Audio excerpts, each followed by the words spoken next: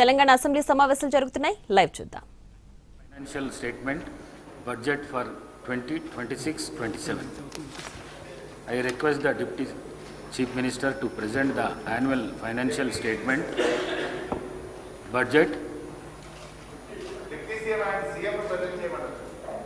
for 2026-27.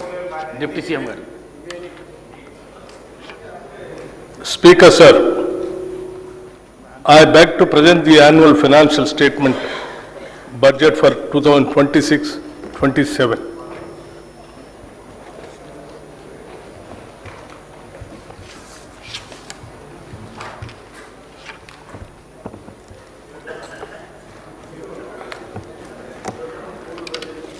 గౌరవ అధ్యక్ష, ప్రజల ప్రయోజనాలే పరమావధిగా రాష్ట్ర అభివృద్ధి ధ్యేయంగా సాగుతున్న ఈ ప్రజాప్రభుత్వంలో వరుసగా 4వసారి 2026-27 ఆర్థిక సంవత్సరానికి బడ్జెట్ను ప్రవేశపెట్టే అవకాశం నాకు కల్పించిన తెలంగాణ ప్రజానికానికి, ప్రభుత్వానికి, కాంగ్రెస్ నాయకత్వానికి హృదయపూర్వక కృతజ్ఞతలు తెలుపుకుంటున్నాను.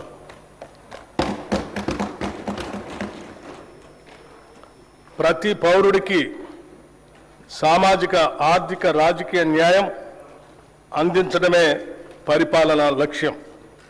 డాక్టర్ బిఆర్ అంబేద్కర్ గారు అన్నట్లుగా డాక్టర్ బాబాసాహెబ్ అంబేద్కర్ చెప్పిన అడుగుజాడల్లోనే నడుస్తూ మా పాలన సాగిస్తున్నాం. మేం పాలకులం కాదు, ప్రజలకు సేవకులం. ప్రజలు మాకు అప్పగించిన ఈ అధికారాన్ని ఒక బాధ్యతగా భావించి ప్రజా సంక్షేమం, అభివృద్ధి ధ్యేయంగా రాష్ట్రాన్ని ప్రగతి పథంలో తీసుకుపోతున్నాం. మనల్ని మనం తెలుసుకునే ఉత్తమ మార్గం ఏమిటంటే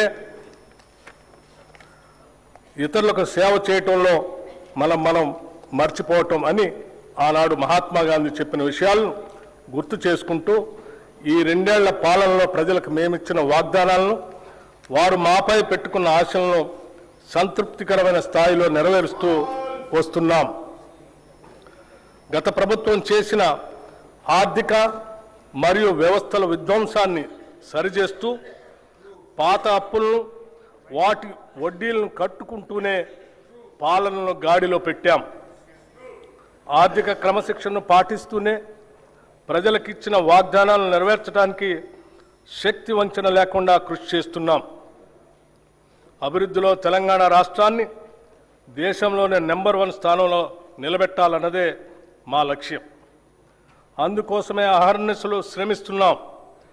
ఈ 2 ఏళ్లలోనే రాష్ట్రానికి రికార్డు స్థాయిలో పెట్టుబడులు తీసుకురాగలిగాం. ధీరోదాత్తుడు ఎన్నడూ తనకు ఎదురైన అవరోధాలకు బెదరుడు. అవరోధాలనే అవకాశాలుగా మలుచుకొని ముందుకు సాగుతాడు. మేమెంచుకున్న లక్ష్యాల వైపు అడుగులేయటంలో ఎన్ని అడ్డంకులు ఎదురైనా లెక్క చేయక ముందుకు సాగుతున్నాం. ప్రజల నుండి పన్నుల రూపంలో వచ్చిన సొమ్మును తిరిగి వారి అభ్యున్నతి కోసమే వెచ్చిస్తున్నాం. ప్రతి పైసాకు మేము కాపలాదారులుగా ఉంటున్నాం. ఆదర్శవంతమైన పాలనలో రాష్ట్రాన్ని దేశానికే తలమానికంగా నిలబెడుతున్నాం.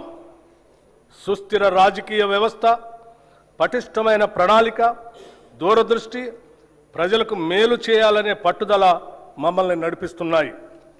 ప్రపంచ పరిస్థితులు ఏ విధంగా ఉన్నా తెలంగాణ ప్రజానికం పట్ల, వారి అభ్యున్నత పట్ల అత్యున్నతమైన చిత్తశుద్ధితో ఈ బడ్జెట్ని రూపకల్పన చేశాం. అధ్యక్ష, బడ్జెట్ అంటే సంఖ్యల చుట్టూ తిరిగే అంకెలు కాదు, ప్రజల చుట్టూ తిరిగే సంఖ్యలు. బడ్జెట్ ప్రజల జీవన స్థితిగతుల మార్పుకు దోహదపడే లెక్కలు. తెలంగాణ ప్రజల ఆశలు, ఆశయాలను నిజం చేసే సంకల్ప పత్రమే ఈ బడ్జెట్. రాష్ట్ర సమగ్రాభివృద్ధికి అద్దం పట్టేలా దీన్ని రూపొందించాం. రాజ్యాంగ విలువలకు కట్టుబడి పారదర్శకతతో పాలన సాగిస్తున్నాం. గొప్పల కోసం మేము అబద్ధాలు చెప్పం. ఈ ప్రభుత్వం వాస్తవాల పునాదుల మీద పనిచేస్తుంది. మభ్యపెట్టే మాయమాటలు చెప్పం, ప్రశ్నించిన వారిని దూషించడం మా నైజం కాదు. బాధ్యతతో ఎవరు ప్రశ్నించినా బాధ్యతతోనే వారికి సమాధానం చెప్తాం. అది ప్రజల పట్ల, ప్రజాస్వామ్యం పట్ల మాకున్న చిత్తశుద్ధి.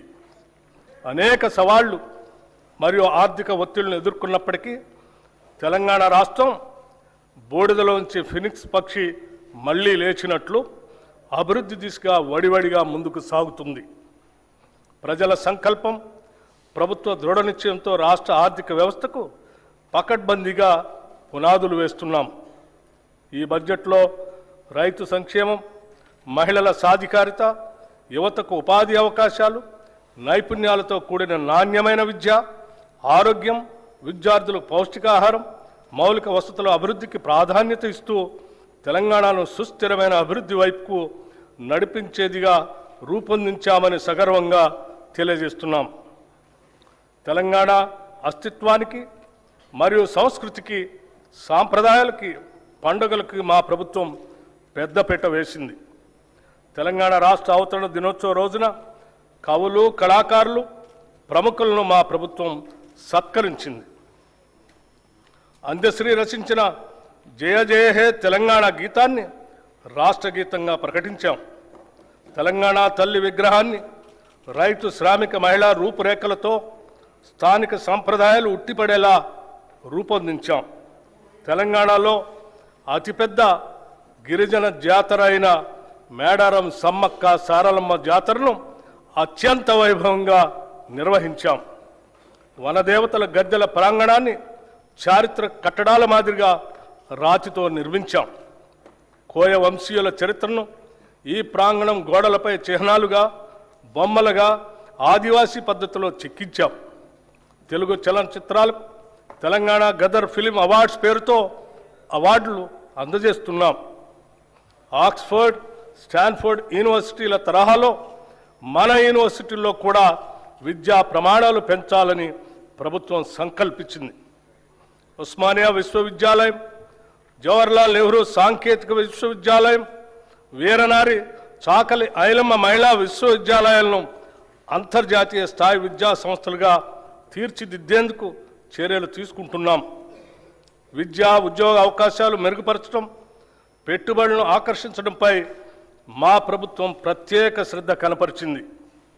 గౌరవ రాష్ట్ర ముఖ్యమంత్రి శ్రీ రేవంత్ రెడ్డి గారు మరియు గౌరవ మంత్రి శ్రీ దుద్దిళ్ల శ్రీధర్ బాబు గారు స్వయంగా జపాన్, సింగపూర్, దావోస్ పర్యటనకు వెళ్ళి పారిశ్రామికవేత్తలతో సమావేశమై మెప్పించి ఒప్పించడం వల్ల గత 2 ఏళ్లలో లక్షల కోట్ల రూపాయలు పెట్టుబడుల్ని ఆకర్షించాం. రాష్ట్ర ఆర్థిక స్థితి 2025-26 ఆర్థిక సంవత్సరంలో తెలంగాణ స్థూల రాష్ట్ర దేశీయోత్పత్తి ప్రస్తుత ధరల ప్రకారం 17,82,198 కోట్ల రూపాయలు. గత సంవత్సరంతో పోలిస్తే వృద్ధి రేటు 10.7% నమోదు అయింది. ఇదే సమయంలో దేశ జీడిపి 3,57,13,886 కోట్ల రూపాయలు కాగా వృద్ధి రేటు 8% ఉంది. తెలంగాణ వృద్ధి రేటు దేశ సగటు వృద్ధి రేటు కంటే 2.7% ఎక్కువగా ఉంది. అదేవిధంగా దేశ జీడిపిలో రాష్ట్ర జిఎస్డిపి 5% వాటా కలిగి దేశానికి ఒక బలమైన గ్రోత్ ఇంజన్గా తెలంగాణ నిలుస్తుంది.